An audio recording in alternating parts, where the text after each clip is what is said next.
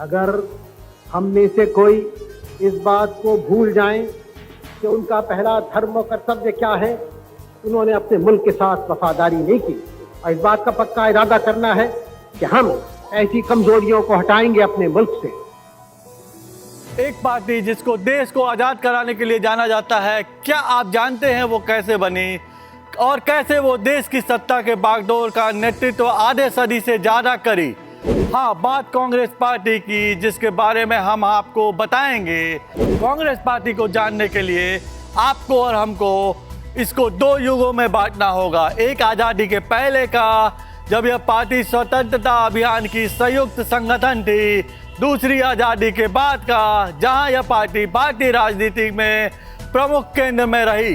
Congress party की, जिसकी स्थापना एक अंग्रेज समाज सुधारक ने 28 दिसंबर 1885 को किया, उसका नाम ए.ओ. था। इसके संस्थापक सदस्यों में दादा भाई नौरोजी और दिनेश वाचा शामिल थे। 19वीं सदी के आखिर में और शुरुआत से लेकर मध्य के 20वीं सदी में कांग्रेस भारतीय स्वतंत्रता संग्राम में अपने 1.5 करोड़ से अधिक सदस्य और 7 करोड़ से अधिक प्रतिभागियों के साथ ब्रिटिश औपनिवेशिक शासन के विरोध में एक केंद्रीय भागीदार बनी। 1885 की स्थापना से 1907 आते आते कांग्रेस दो दलों में बंट गई, जिसको गरम दल और नरम दल कहा गया।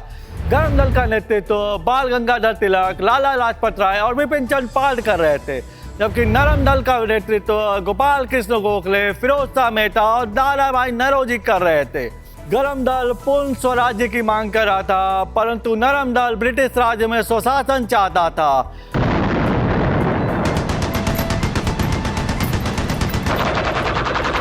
पहले विश्व युद्ध छिड़ने के बाद ये दोनों दल एक हुए।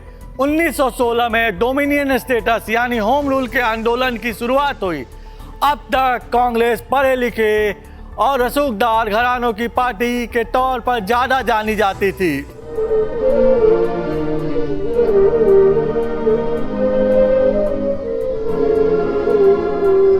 फिर गांधी जी का आगमन हुआ और उनके आने के बाद कांग्रेस में बहुत सारे बदलाव आए। पहला बदलाव पार्टी का जनमानस का पार्टी होना भी था। 1919 में जालियांवाला बाग हत्याकांड के बाद गांधी कांग्रेस के महासचिव बने। गांधी के नेतृत्व में अलग अलग इलाकों में कांग्रेस की कमेटियों का निर्माण हुआ।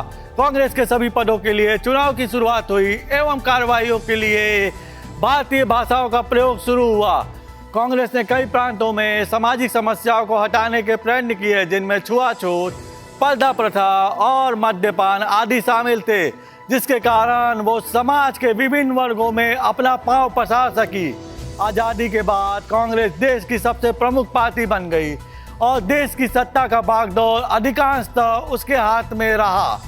15 अगस्त 1947 से 24 मार्च 1977 तक कांग्रेस लगातार सत्ता में रही।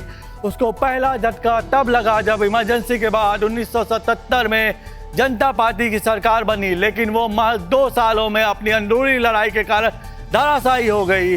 फिर करीब 6 महीने के लिए जनता पार्टी से टूटी जनता सेकुलर कांग्रेस के सहयोग से सरकार चलाई। 1980 में ये सरकार गई और फिर इंदिरा गांधी की वापसी हुई। कांग्रेस जब 1989 तक सत्ता में रही, पहले इंदिरा गांधी के प्रधानमंत्री काल में, फिर उनकी हत्या के बाद राजीव गांधी के प्रधानमंत्री काल में। फिर भारत ने देखा वीपी सिंह और चंद्रशेखर के रूप में 2 पार्टी के 2 प्रधानमंत्री, जिनका कार्यकाल करीब 1.5 साल तक का रहा। 1991 में राजीव गांधी की हत्या हो गई और कांग्रेस ने एक बार फिर से वापसी की और पीवी नरसिम्हा राव देश के प्रधानमंत्री बने। यह सरकार जानी जाती है भारत में उदारीकरण के लिए। फिर आया गठबंधन सरकारों का दौर, जिसमें सबसे पहले अटल जी 16 दिन के लिए प्रधानमंत्री बने। उसके बाद एच.डी. देवगौड़ा और इंद्र कुमार गुजराल प्रधानमंत्री बने कांग्रेस और लेफ्ट के सहयोग से।